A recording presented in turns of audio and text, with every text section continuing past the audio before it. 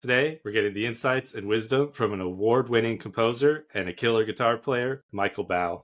Michael, thanks for joining. Thank you. I can't promise wisdom. So, you've won many awards. I've seen you've won Film Composer of the Year, Best Original Score, a gold and a platinum, and you just won one. Can you talk about that? Yeah, well, I've won nothing my entire life. And then in the space of about 8 weeks, I won everything that I applied for. Yeah, the last one was, what was the last one? Was Media Composer of the Year in the UK. That's incredible. You said you had to apply for them, so you kind of nominate yourself for some of them. Is that how it works? No, it's, well, you submit work and then it gets peer reviewed and it goes through like a process, and sometimes it takes like 3 months. So you do it and you kind of submit work, and it doesn't necessarily mean it will get to like the voting stage. It's like many stages. Yeah, you just kind of forget about it. And then I had 1 week, or it's like a 10-day period where I found out I had won three within that short period of time, and I'd forgotten about the award completely, the whole thing. That was quite nice, especially having never won anything in my life. Well, huge congratulations on those. Is Thank you. there any project out of all your work that holds a special place in your heart? Um, oh, there's been so many lately. I guess my favorite one, my favorite three has been I did a project for Neuro DSP to promote a product they have called a quad cortex, which is this device that I made for guitar players. And I said, why don't we do something to promote it that shows its versatility? So we started plugging it into electric cello, electric violin, and electric bass and different stuff. So I wrote a piece of music that would demonstrate what it could do across many different instruments. And I was able to bring Tina Guo, Risana Panfili, Anna Santina, and my wife to play piano. And we wrote a track called Break the Stars. And it was great because I've worked with Tina and Risana a few times now. I get to write for them in the way that they like to play. And Tina had a lot of fun with it, I think, as well, because she looked like she was having the time of her life with it. So that was one of my favorite ones. It's always a favorite when you know the musicians are enjoying it too, because as composers sometimes we kind of make musicians play our stuff the way we wrote it, but it's not necessarily the way they play with their touch. So it was really nice to write something for people how I know how they play, and then they get to do that and really lean into it. And then the other one was a piece called Frontier, which is the one that seems to win all the awards lately, which is an opening credits for a new upcoming show that had, again, had Tina in it. And Julie Elvin, the vocalist from the Horizon franchise. She was fantastic. And my favorite of all of them hasn't come out yet. It's about to come out this month, which is a piece of music called Echoes of the Crimson Sands, which has Mia Sano playing the 5-string violin and the traditional violin, and Julie Alvin singing the vocal parts from that too. That's like a, what would you call it? It's like not a product promotion thing, but it's for orchestral tools who obviously make virtual instruments for composers. So it's kind of showing off their stuff. How do you connect with a lot of these other musicians? So my previous life, just before the lockdowns happened with the COVID pandemic, I never had a job in my life. I was a solo artist from the age of 16 right up until the pandemic. And being a solo artist, I was making records, guitar records, and putting those out and selling those. So I was always working with musicians because I was just a musician and a session musician. That's all I ever did. And then in the lockdowns, I decided to learn film scoring and game scoring because it's something I always wanted to do. I like writing music, so I thought, well, what about writing not just for guitar and doing other stuff? So I went to ThinkSpace and did a degree there online whilst we were all locked down, couldn't do much else. And I learned all of the ins and outs of that. I was able to use the musicians who I've kind of known and worked with over the years and bring them on board in film projects. But I mean, people like Tina Guo, for example, she's already played in all the biggest films of all time ever. So kind of bringing her on board was a no-brainer since we'd already worked together on my second album. So it was nice to have these contacts. So yeah, it's just through being a musician, really. I was one of them. You mentioned ThinkSpace. What's your experience and how'd you get involved there? Oh, so in the lockdowns, I wanted to learn the art of film scoring and game scoring, and I didn't want to fake it until I make it and go in and then get overwhelmed and realize there's so many things I don't know. I know how to write music, but there's elements to the industry that I think it's if you don't learn it from industry professionals, you can stand on all the landmines and destroy your reputation before you start. At least that's the fear that I had. And I have seen people make these mistakes, and I didn't want to do that. So I started with ThinkSpace, and I chose ThinkSpace because they appear to not have teachers. It's all of their tutors are all industry professionals that I have a passion for teaching as well. So they got like all these like Grammy Award winners, people like Machine and Billy Decker, and then they got Julie Alvin who works there as well, and loads of amazing composers like Guy Mitchell, who's obviously done like the Marvel stuff, and he's incredible. And then a few years later, or about 6 to 8 months after I graduated, I was basically pretty much fully booked as a composer for like a good 18 months. I was kind of picking up work as I was going, as I was learning. Can they teach you this? They don't just go, here's a degree, good luck.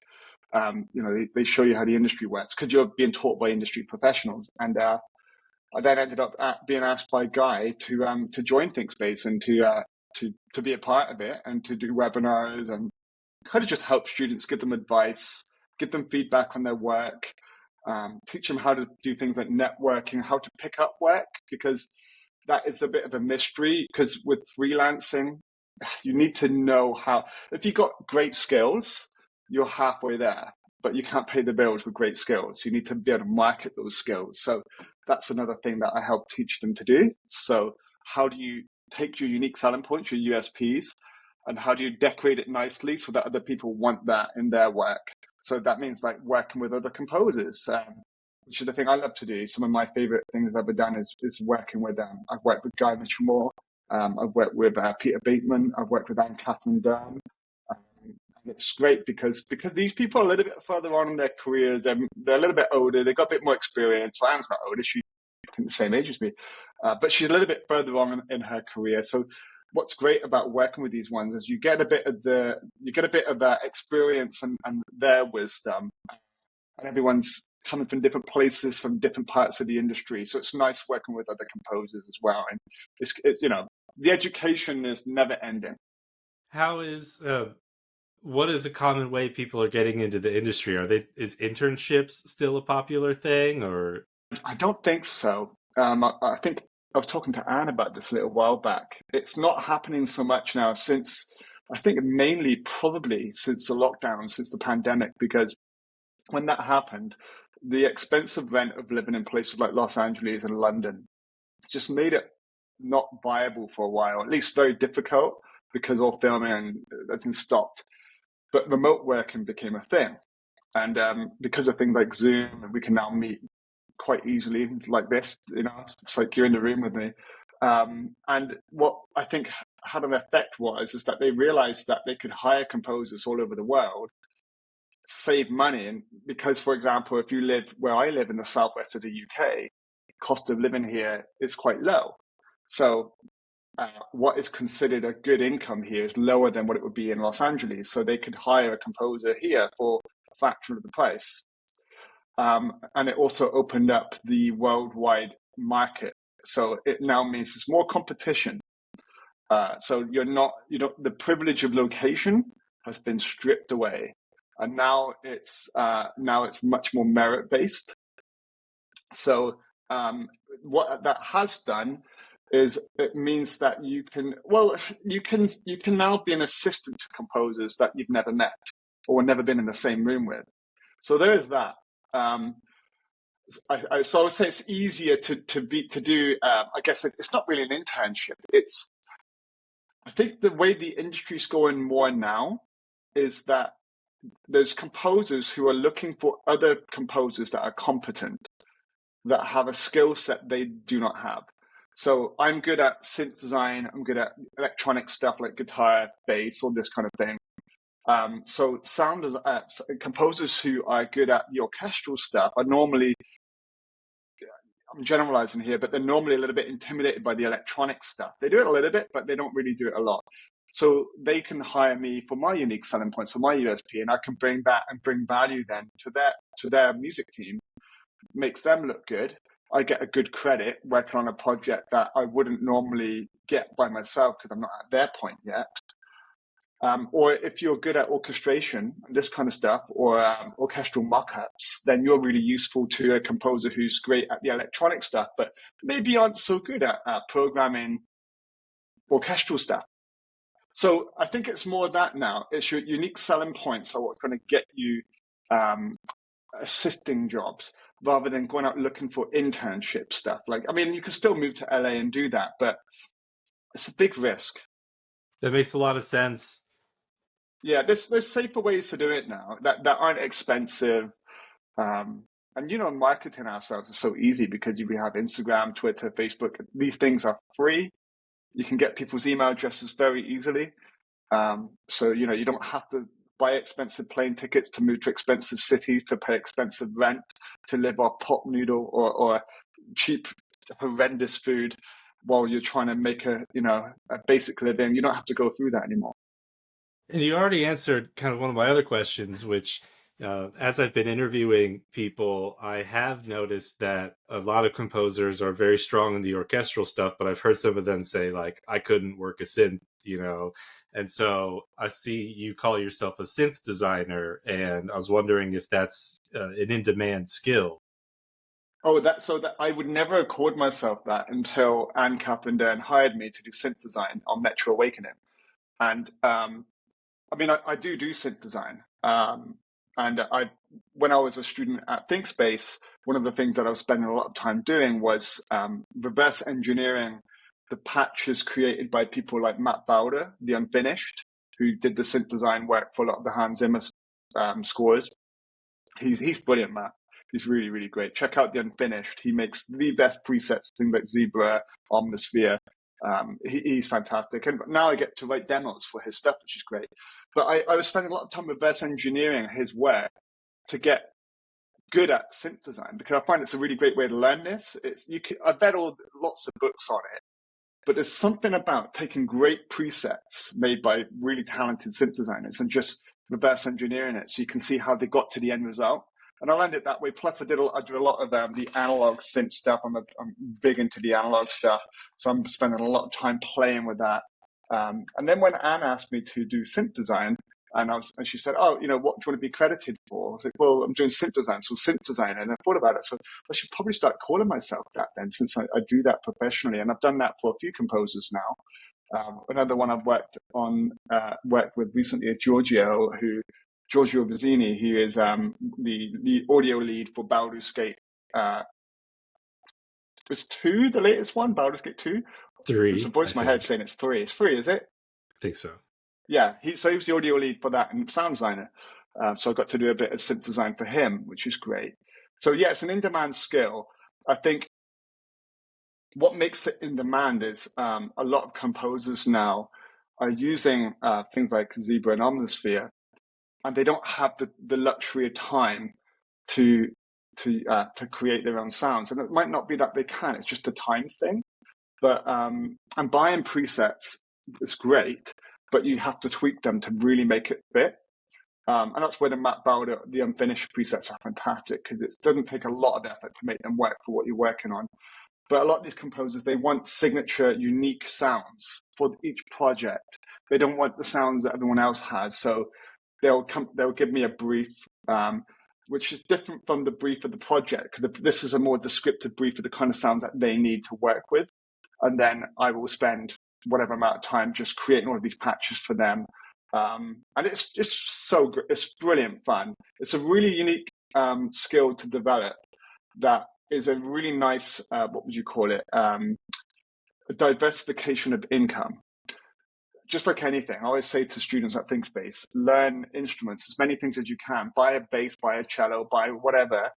You don't need to be proficient at it with everything. It's just you need to better use it for creating sound. So I can record sound for the bass, drop it into Omnisphere, mess around with it, create cool custom sounds. I have them. I can use it in my stuff, but I can make it for the clients too. And you're distinguishing yourself from a sound designer by calling yourself a synth designer. Yeah, I mean, so when I think sound design, um, I think of sound design for video games, the sound effects, this kind of stuff, or the sound design in films or creature sounds, this kind of thing. When I think synth design, it's more. I mean, you can use synth to do those things as well, but when I think synth design, I think of more about you're creating pads, you're creating bass lines, you're creating bass sound, you're creating textural dirtscapes, you're creating effects like drums, stuff like that. You're creating choir-like but synthetic sound. Whatever you can imagine, you have to better synthesize that. Whereas sound design is a different thing entirely. Although there is a measure of sound design in everything we do. So if you're, as a composer, I always think of Jason Graves, who did, he played on Sarah's score for Prey, the Predator movie based in native Indian America. And Jason played the bass. He was a session musician on that. He played percussion, he played bass. And he was doing the signature sounds. You hear this like really kind of angry bass sound, but it's like slightly distorted. He's kind of done a little bit of sound design work on his recordings to make them extra special.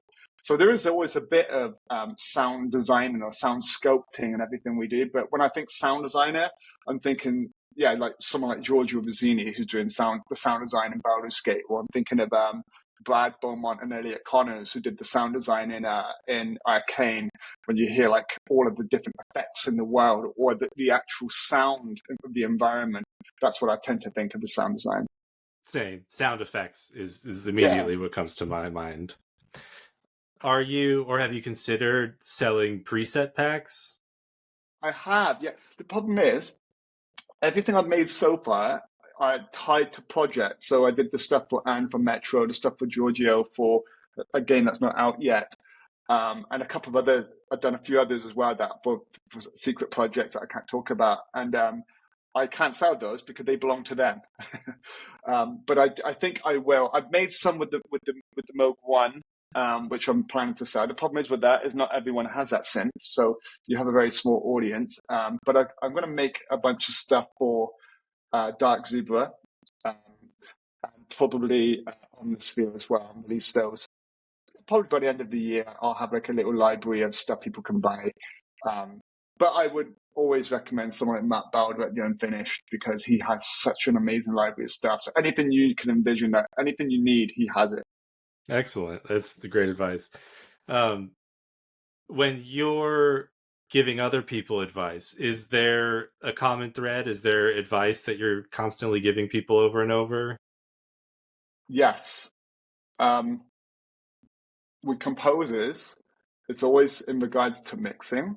So they always I get sent stuff a lot, and it's hard to listen to it and give them good critique on the music, because the first thing I notice is the music isn't being presented very well. That's the mix.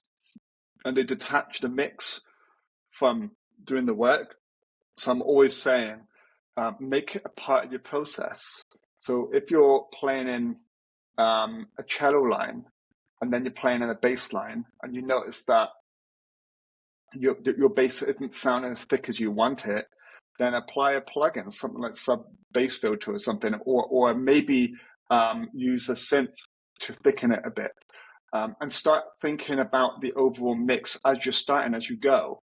And a really great way of doing this effectively is, whenever you write something, have references in mind of people who've done something similar in the genre that you love the sound. Because then what happens when you're writing, before you write, you kind of got your template of the instruments you want to use to write this particular piece with.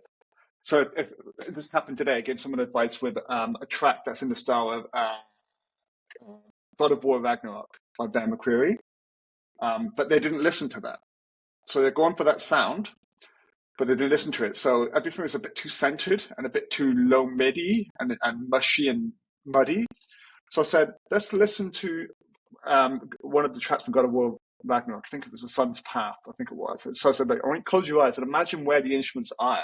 And like, what kind of space are we in? and it's got lots of headroom. So we need to bring things down in volume and allow it to dynamically increase. So when you're now writing your music, what we need to do is think, well, where is everything placed? How far away is it from you, the listener? The percussion, is it close? Is it far? Is it further away than the cellist and the viola player? It's like, where is everything? And then get the volumes right. And I always say, just before you write music, just do like a 5-10 second piece of garbage music with all the instruments and just place them nicely. Whether using spaces or cinematic rooms to put them in a location, and then think about the panning and how far back they are, how close they are, and just get it feeling right, and then start writing. The great thing about that is it does influence what instrumentation you choose. And, I always say it's good to have good references and to do good research because it helps us to make better decisions as we go. If the common thing is they say, oh, it's a bit messy, but I'll fix it in the mix. But sometimes the mix won't fix it. It's bad orchestration. You've got too many instruments in the same frequency range. It's too muddy. The mixing engineer's nightmare. You can't fix that. There's only so much mid you can scoop out before you just think, well, there's just too much happening in that area. So yeah, that's the advice I give all the time. With mixing, have you heard of the pink noise mixing technique? Yes, I have. Yes. Where you use that frequency range and you set everything to it, that use it as a reference point. Yes, exactly. I use that. I was curious if that's something people actually use. I use it basically to set the gain at decent levels at the start. Yeah, I mean, I haven't. I kind of everything I do, I try to find the coolest people who write in that style, and I try to go in that direction. So I like using that line of reference. And the main reason is I get to listen to music that I love, and it inspires me. And the pink noise method does work. I've heard it work, but it doesn't inspire me. It's just like I like listening. If I get a job to write something, the first 3 days I don't write anything. It's all research, making notes, listening to the sound palettes that people are using in the genre, and absorbing myself in it. And then because I do that, I'm then well informed in my decision making when it comes down to how loud things are, where they are in the mix, how much mid range should be there, how much energy is in the highs, should I be having anything in the sub bass. And I kind of already know what I'm going to do then after 3 days of research. Because then I get to immerse myself in the genre. And that might mean watching a film, playing the video games as well. Because, you've got to see how it interacts and how it works with the environment. So I like that nerding out period. So that's my approach. I find it works for me. I'm a big kid. As kind of a hobbyist trying to get into it, I do a lot of game jams, and I hear that advice a lot. Have you ever seen people starting there? Has that been a good way to get a foot in the door? I don't know. See, I've heard that advice given a lot, but I've not met anyone who's built their career from that. I understand the logic. The logic is you might get someone who you worked with in a game jam might end up in a studio and recommend you, or you kind of rise with them. But I think I've not seen it work personally because, and I guess like logically, the decision maker in a studio is very unlikely to be someone who's got a job who comes from a game jam world. You know what I mean? Because they're not going to go from doing game jams as a hobby to audio director. So I think it can work, but I think it's I think game jams are better for learning how to be a better composer, in particularly writing fast, which means you've got to have your template. They say your network is your net worth. I feel like that's only half of it. I feel like your network is your net worth, but your template is also your net worth. Like if you've got a great mixed template, it means you can write fast. If you're doing game jams and you keep doing them, you learn to write fast because you have no choice. And you can't be a perfectionist. It beats it out of you, which is really important for some of us. But if you write fast and you've got a great template, you can write fast and produce high quality AAA stuff. So it's a great way of learning the art so that you can remove the stabilizers and just ride on two wheels. Um, but I think using it as a way to get work eventually, I think it's a bit slow. And I feel like there are better ways to invest your time, but it's a great way to practice and have fun. And that's the important thing. It can't always be business. It's got to be play as well. And sometimes you're not inspired to do anything like playful wise with the instruments. You might be kind of running drive inspiration, and getting into a game jam is really good to get that flowing again because it's exciting. And you feel like you're part of a tribe and you're working together to make this thing happen, and it's good. It's healthy to do that. So I feel like it's a great community building thing. But in terms of getting work, I feel like there are much better ways to do that. That will take way less time and way less energy. Yeah, that makes sense, and it's kind of lined up with my experience. I've done a bunch of game jams, and it's good to have a prompt and to write something in a specific style, but it's just so amateur that you're not working with anybody who's really going to be a professional anytime soon. Yeah, and I think people who are professional, they're not going to like come down to the level doing game jams again, because once you do it professionally, you start seeing that as work. And the play side of it is just playing instruments and not it being tied to a media of some kind. So when they have their playtime, they're not really doing game jams, as far as I can tell. There's probably examples of people that have, but I haven't seen it. So, working on a game like Metro, I was curious, what is the time frame like on that? Like, how long were you on that project from start to finish? Oh, the time for these games take a long time to make. Um, I think Anne brought me on board not long after she was on it. If I remember right, she had written something like 5 pieces of music by the time I was on board. Um, I think I joined around the same time David Cadell was on board. Um, and I don't know how long we were doing it for. Um, it was probably like a month or so, a couple of months. And, uh, and then then it's just because I'm creating the sound for the composer to use. So once I've done my job, I'm now moving on to the next thing. But I'm still working on the score because what had happened was with the game was basically finished. But what had happened was the studio, the parent studio, saw it, were really impressed by it, and they're like, "Wow, this is fantastic!" They pumped more money into it, made it even bigger. Which was good because it won VR Game of the Year, so it was worth the investment. And then so there was more work to do, but my job was already done. So I think it was about a couple of months all in all.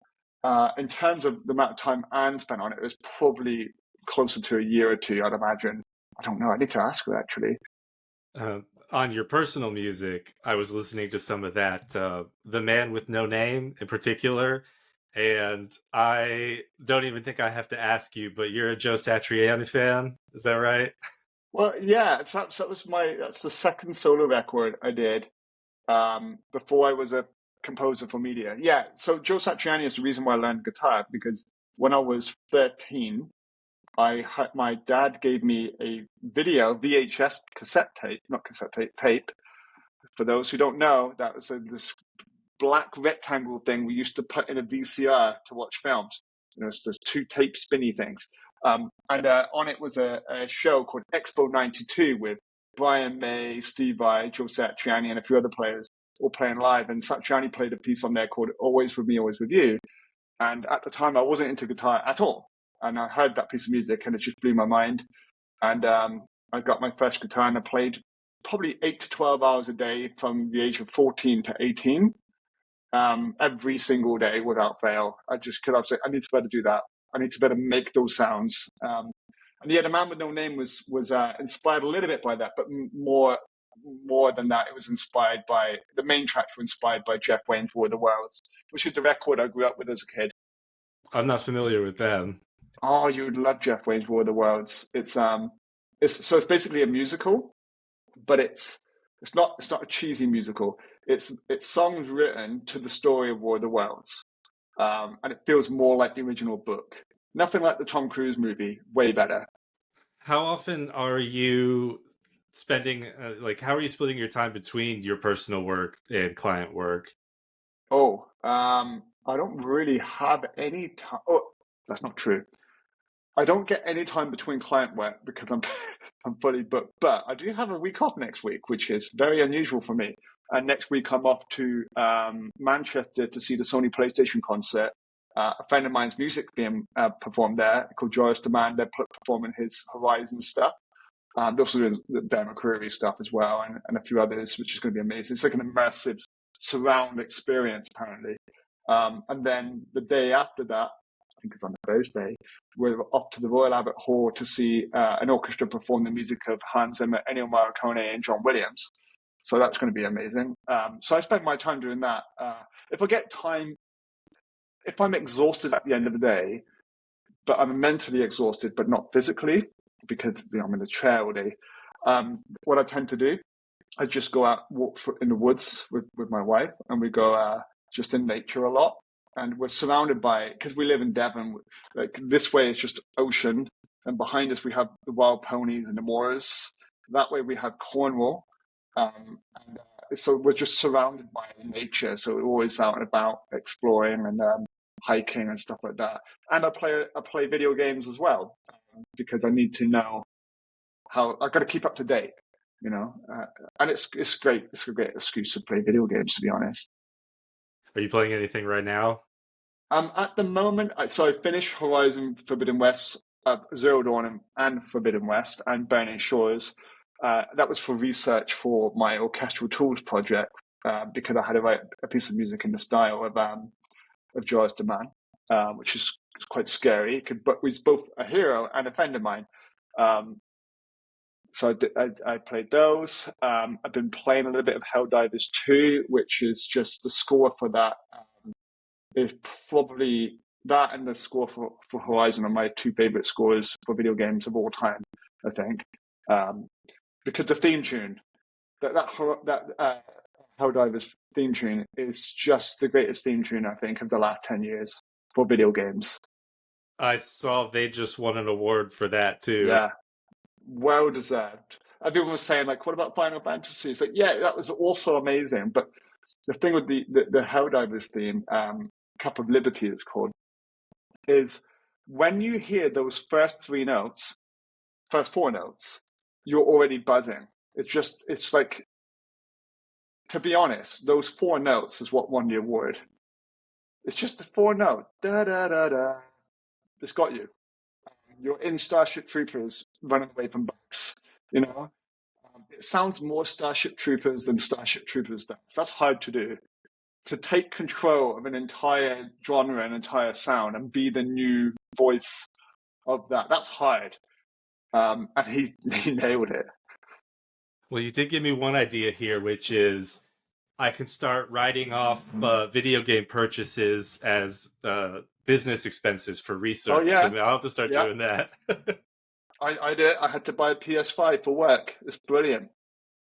I gotta buy a custom PC for work as well because I need it for playing, especially the Steam stuff.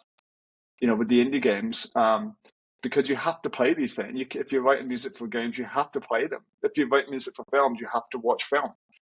It's part of my job. Same for going to concerts. Same for going to the cinema. Same for going to the theater. These are all tax deductibles for composers because it's all part of our research. It's also part of networking. Well, before we go, is there anything else you want to share or plug? Oh, plug. Oh my goodness, plug. What do I have to sell? Well, you can buy my record on Bandcamp, but I guess the thing that I suppose I would want to sell for those who want to get into composing and do it professionally. I really, and this is what I did, and it worked really well for me, and it's worked really well for others as well. I highly recommend them checking out ThinkSpace Education. You don't need to do a master's degree if you don't have time. Check out their short courses. They do sales all the time. Their short courses like composing blueprints, like writing music for video games and writing music for trailers. It's great because they bring in the best people in the world to show you how to do those things. And of course, the host for them is people like Guy Mitchellmore, who we all know from YouTube, but he's an amazing composer. he's a fantastic person, guy. I've known him for a while now, and I've got to work with him every day for the last 2-3 years. The stuff that they put out is so high end, and it changed my life because I kind of didn't believe that I could do this. I thought I'm going to do it anyway. I'm going to learn it, but I didn't believe I could do it deep down. So I thought, I'm doing it for myself. But they just show you how to go from being a student to gaining the skill set to marketing those skills and then doing it professionally. And there's so many universities out there. There's so many courses out there that claim to get you to where you want to be, but they're charging a fortune, and it's just a piece of paper. And then you end up, as often the case, you see these people get these degrees and they get jobs doing something completely different.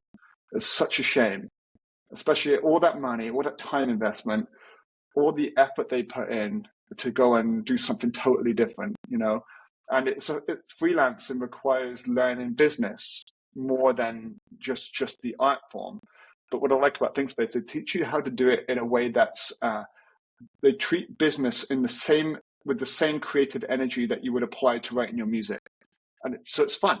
It's not boring. It's not, I need to put on a business hat, a shirt and a tie and a suit and be a business person now, like an accountant or something. They teach it in such a way that it's a creative endeavor, and that's how it should be. We're creatives. We can't pretend to be business people. So we got to work in a way that works for us. So I would say that would be the plug. I get nothing out of that, but I highly recommend. Also, another plug for Matt Baugh, The Unfinished. Look up The Unfinished synth presets. He is amazing. Highly recommend his stuff. Well, thank you. It's been inspiring, and it's been great learning about you, learning from you, and I wish you continued success in your career. Oh, thank you. You too, man. It was great to talk to you.